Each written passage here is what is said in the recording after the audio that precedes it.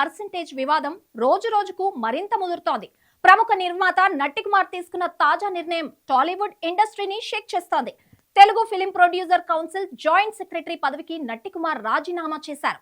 చిన్న నిర్మాతలకు న్యాయం జరగడం లేదని, కౌన్సిల్ నిర్వహణలో పారదర్శకత పూర్తిగా లోపించిందని నట్టికుమార్ అన్నారు. దీనికి సంబంధించి మరిన్ని వివరాలు ఈ స్టోరీలో చూద్దాం. మే 13వ తారీఖున తన రాజీనామా లేఖను కౌన్సిల్ కార్యవర్గానికి పంపిన నట్టికుమార్ ప్రస్తుతం అమలవుతున్న పర్సెంటేజ్ విధానంపై తీవ్ర అభ్యంతరం వ్యక్తం చేశారు.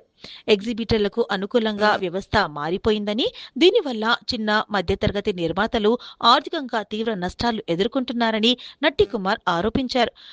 తోటి నిర్మాతలకు న్యాయం చేయలేని పరిస్థితిలో పదవిలో కొనసాగడం సరికాదని భావించిన రాజీనామా చేస్తున్నానని నట్టికుమార్ అన్నారు.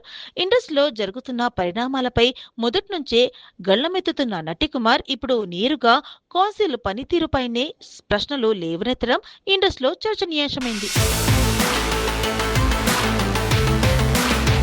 కౌన్సిల్లో ప్రజాస్వామ్యబద్ధమైన ఎన్నికలు నిర్వహించడం లేదని, కార్యవర్గ సభ్యులకు సమాచారం ఇవ్వకుండానే కీలక నిర్ణయాలు తీసుకుంటున్నారని నట్టికుమార్ ఆరోపించారు. అడ్మినిస్ట్రేషన్, అకౌంట్స్, ఎడిటింగ్ వ్యవహారాలలో కూడా జవాబుదారీతనం లోపించిందని ఆయన విమర్శించారు. తన రాజీనామా తర్వాతైనా పారదర్శక ఎన్నికలు నిర్వహించాలని, నిర్ణయాల్లో అందరినీ భాగస్వాములను చేయాలని, నిర్మాతల సంక్షేమమే ప్రధాన లక్ష్యంగా కౌన్సిల్ పని చేయాలని నట్టికుమార్ అన్నారు.